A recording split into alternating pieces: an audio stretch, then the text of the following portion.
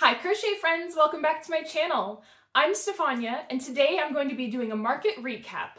A couple weekends ago, on July 20th, I took part of Queerhoven's Queer Art Market in Eindhoven. It was my first time at this market and I had such a lovely day. I originally was planning on making a get ready for the market with me video, but as I was trying to work on it, I was feeling less and less inspired.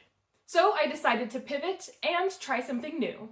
Here you can see some of the market prep activities that I worked on, including crocheting some rainbow keychains, gluing up some plant pots, making the tags for those plant pots, and painting a pigeon.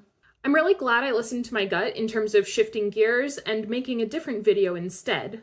I ended up putting out a paint with me of this pigeon painting, which I think was a successful video. If you haven't seen it yet, I'll have that linked in the description. On market day, it was a beautiful sunny day in Eindhoven. My partner and I showed up to downtown Eindhoven, where the market was being hosted in the Dynamo building. This is generally a concert venue, but the market was being held in the atrium and in one of the concert halls. My table location was in the atrium, so we moved my boxes in and started setting up the table. I got set up pretty quickly, even though the table was a little bit smaller than I had imagined. Like all the markets I've attended, I had a little bit of stress while setting up, trying to get everything in the perfect place, but before too long, I was all set up and ready to go. I did end up having to cut down on the amount of products I displayed on my table, but I'm happy with the ones I ended up choosing to leave. There was plenty to choose from, but it wasn't overly crowded. Soon enough, I was all set up and the market was underway. Like I assumed, there were tons of people who came by the market to browse the art and make some purchases. I forgot to take any footage or photos of the other room where the vendors were located, so you're only really getting a glimpse of half of the market. Pretty shortly after the market opened, I already sold my first plant pot. It's always such a good confidence boost making a sale early in the market, and it really sets the tone for a successful market to come. Queerhoven even had a photographer come around and take photos of the market, so shout out to Meline for capturing these lovely images. Around lunchtime, I took a break from my table and decided to walk around and check out some other artists.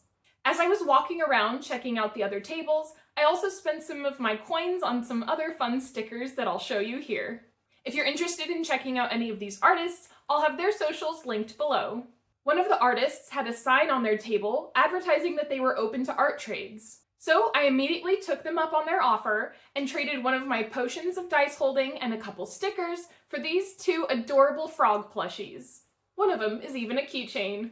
A huge shout out to this artist, at WTP the Demon on Instagram, for being so sweet and encouraging me to make my first art trade.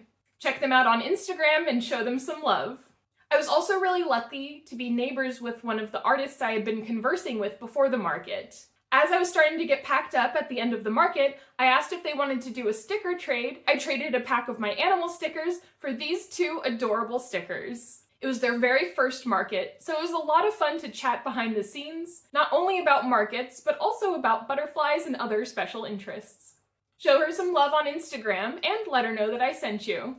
It was so lovely chatting with fellow queer people and seeing all the variety of self-expression. I saw so much creativity on display, both from the artists and from the attendees. Overall, this is the most successful market that I've attended. I sold €466.50 worth of my art, not including the art trades. The table fee was €20, and we ended up spending $30 for the parking. I ended up selling 9 different plant pots, 6 keychains, 1 flower hairpin set, 2 potions of dice holding, 1 of the fruit coaster sets, 1 of my mushroom jewelry holders, my bumblebee painting, and a whole bunch of stickers. The piece of art that I got the most compliments on was my pigeon painting. Obviously, it didn't sell, even though I had it priced quite cheaply and there was a lot of interest in it. But I'm okay that it didn't sell because honestly, I also love the painting and I'm not too upset about hanging on to it. A couple of people noticed I also had this smaller pigeon for sale, but obviously this one also came home with me. Based off of the interest of my pigeon paintings, I think I'm going to move forward with making some prints or even stickers of them. So following that idea, in the time after the market, I've gone ahead and painted yet another pigeon. This one has a different coloration, obviously, but it's based off of a pigeon I saw here in Den Bosch. If you think I should make a pigeon sticker sheet, let me know in the comments down below. Every time I attend a market, I try to take note of lessons that I can learn for the next one. One of the reoccurring lessons that I learned yet again is that I really would like to try to give myself permission to spend more time away from my table. I fully trust my partner to take good care of it, and he's proven that he can make some nice sales while I'm away. I find that usually when I'm walking around and talking with other artists, after a couple minutes I start to feel anxious and feel like I need to rush back to my table. Especially when there's crowds in front of other tables that I'd like to check out, it makes me miss out at the end of the day.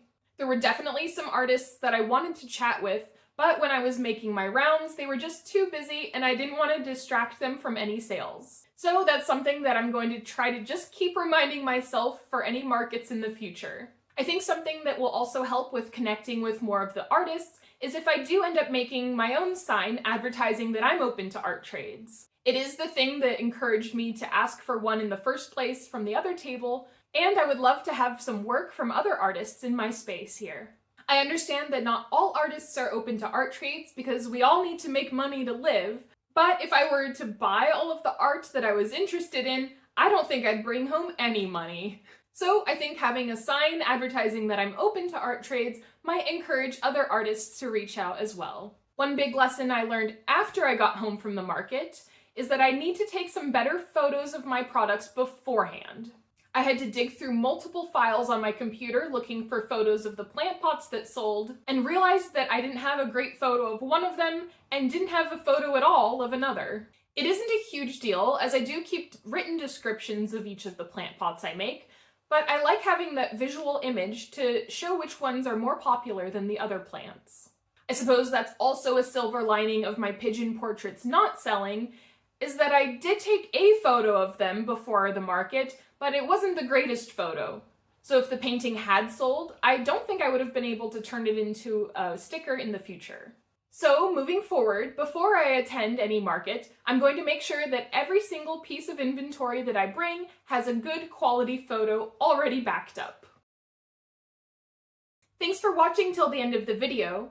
If you liked this video, it would mean a whole lot if you leave a comment and share it with anyone that you think would also be interested. It's the best way to tell the algorithm that this video is worth watching. If you haven't joined my creative community yet, make sure you also hit that subscribe button. Thanks so much for watching, and I'll see you next time. Bye!